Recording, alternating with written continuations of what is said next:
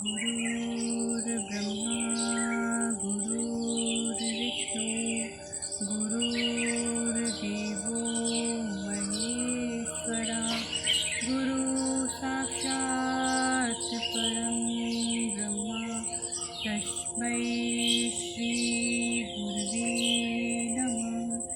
तस्मै श्री गुरुवे नमः।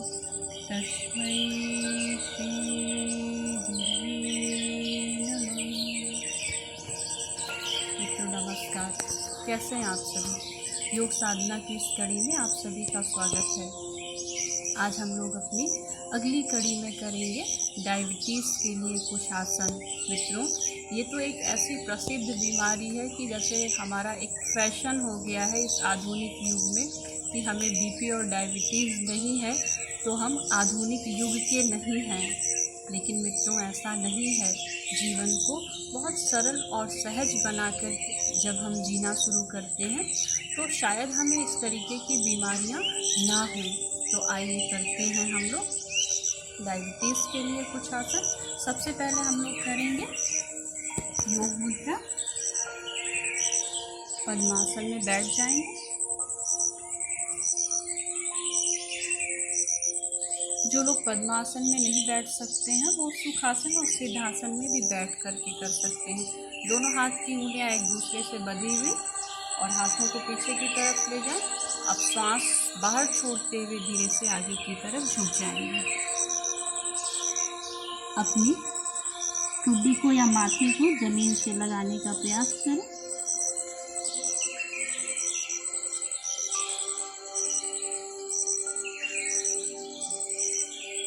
सांस छोड़ते हुए धीरे धीरे भरते हुए रिलैक्स।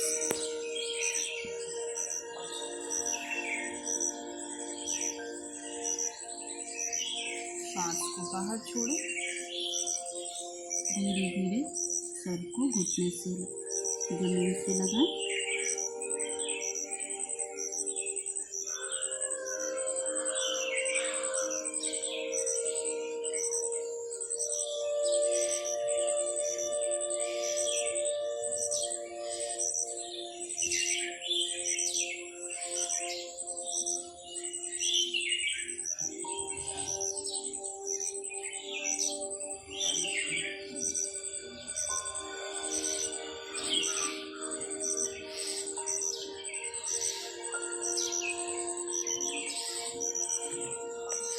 रिलैक्स करें, लंबा श्वास अच्छे से रिलैक्स करें। अगली क्रिया मंडूकासन। वज्रासन पे बैठ जाएंगे।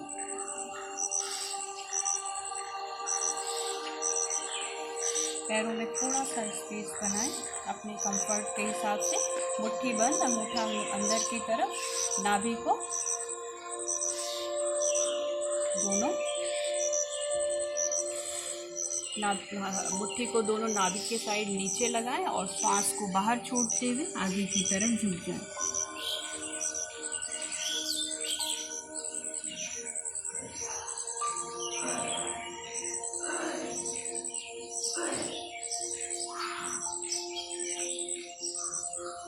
सांस भरते हुए धीरे धीरे ऊपर की तरफ आए। नाभि से नीचे हाथ को, मुट्ठी को लगाना है और सांस को बाहर छोड़ें।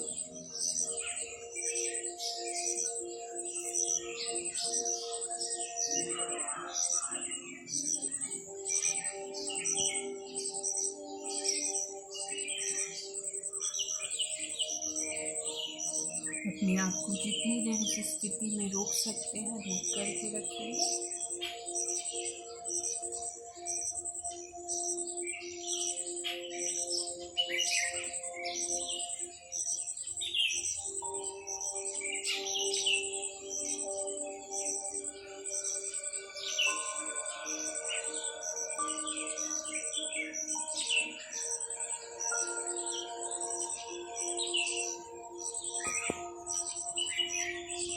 रिलैक्स करेंगे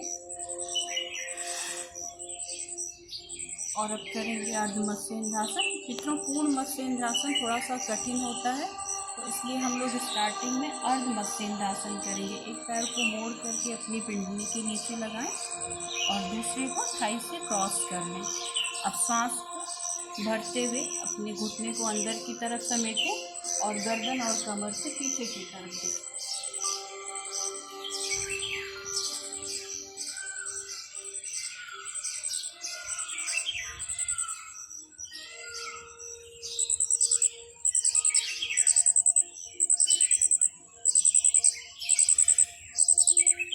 सांस छोड़ते हुए रिलैक्स करें। इसी क्रिया को अपोजिट रिपीट करें।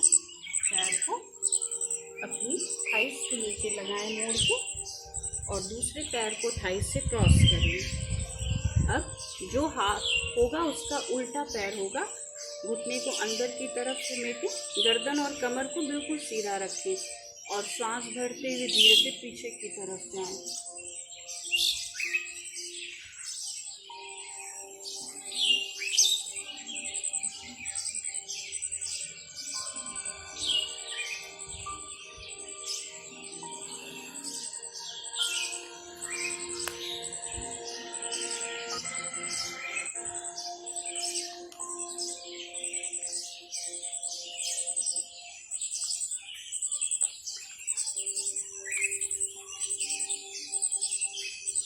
मूवमेंट जितना स्लो होगा बॉडी की फ्लेक्सिबिलिटी उतनी ही बढ़ेगी और हमें हर आसन में अपने शरीर में एक लचीलापन ही बढ़ाना है।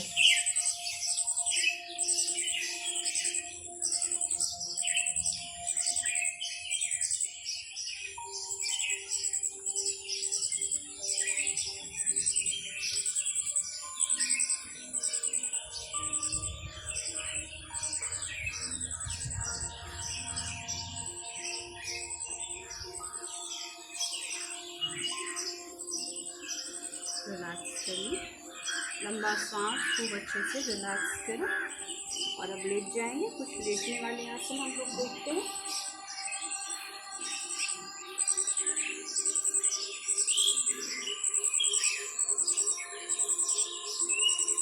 सांस भरते हुए दोनों हाथों को सर से ऊपर की तरफ लेना और छोड़ते हुए पैर को ऊपर उठाएं।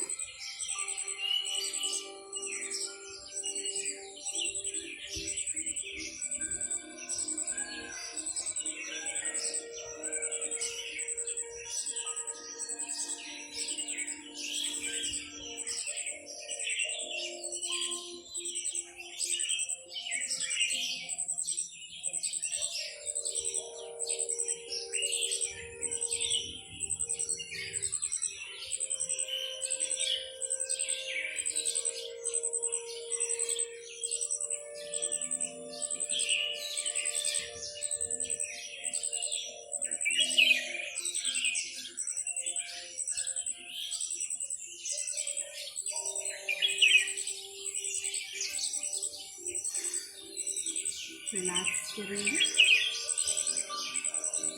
एक पैर को मोड़े और अर्धकोण मुक्तासन, दोनों हाथ को उंगलियों को एक दूसरे में फंसाते हुए सांस छोड़ते हुए ठुड्डी को या नाक को घुटने से लगाना है।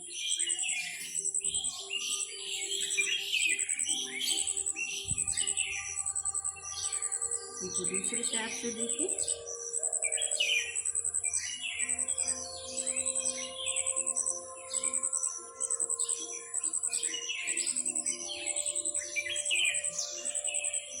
अब इसी क्रिया को दोनों पैरों को साफ करें।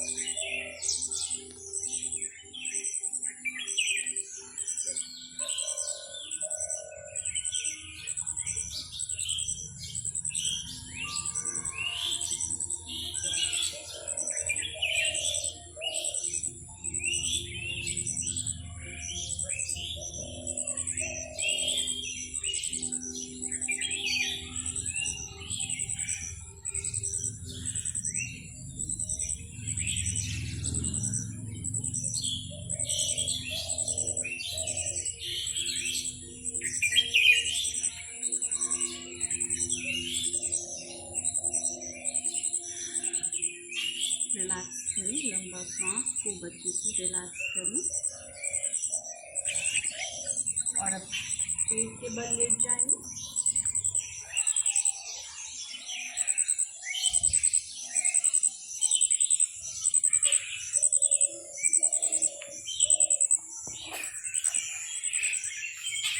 अगली क्रिया भुजंगासन। दोनों हाथों को अपने कंधे के पास ले आएं और सांस भरते हुए कमर से ऊपर की तरफ उठ जाएं। अपनी नाभि के नीचे वाले हिस्से को खींच के रखें। मित्रों, भुजंगासन करने से हमारे नाभि चक्र जागृत होते हैं। सांस को बाहर छोड़ें, रिलैक्स करें। नाभि से एक ऐसी लिक्विड निकलती है जो बॉडी की रेजिस्टेंस पावर, इम्यूनिटी पावर को मेंटेन करती है।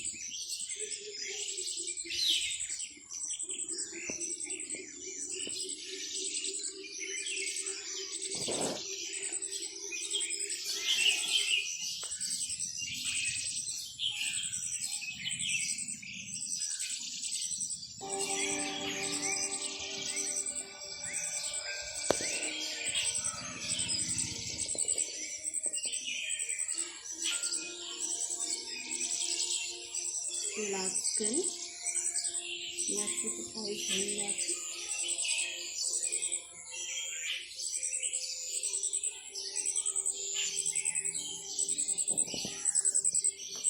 धनुरासन बॉडी की फ्लेक्सिबिलिटी को सबसे ज़्यादा इम्प्रूव करता है। ये हमारी पैंक्रियाज को एक्टिवेट करता है।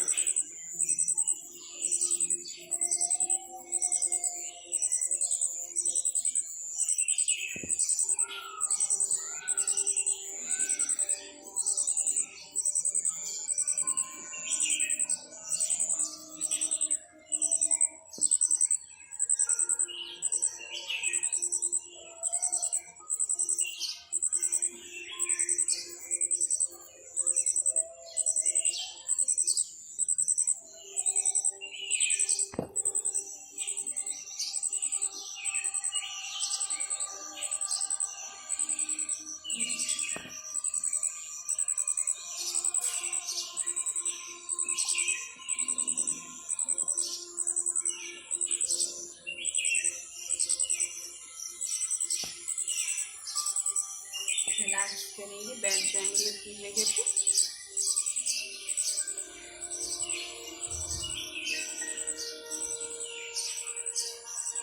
मित्रों, जैसा कि हम हर वीडियोस में कह रहे हैं, क्रिया अपनी सामर्थ्य के अनुसार। शरीर के साथ कभी कोई ज़बरदस्ती नहीं। जितने हम सहज होंगे शरीर के साथ, शरीर हमारे साथ उतना सहज होगा और हम अपने अभ्यास को नियमित कर पाएंगे। यदि हम अपने शरीर के साथ असहज होंगे तो कहीं हमें क्रैम्प पड़ने लगते हैं या मोच आ जाती है या दर्द हो जाता है, तो हमारा जो अभ्यास है वो बाधित होता है। इसलिए हम बार बार हर वीडियोस में इस बात को कह रहे हैं कि शरीर के साथ सहज होइए।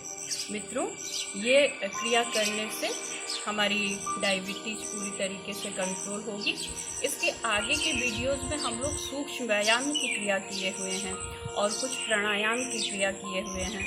तो जो लोग स्टार्ट कर रहे हैं, इससे पहले कोई एक्सरसाइज, कोई आसन नहीं किया हुआ है, तो वो सूक्ष्म व्यायाम से ही स्टार्ट करें। कम से कम हफ्ते भर अपने आप को सूक्ष्म व्यायाम के साथ जो है अभ्यास करें, फिर इन आसनों का अभ्यास करें।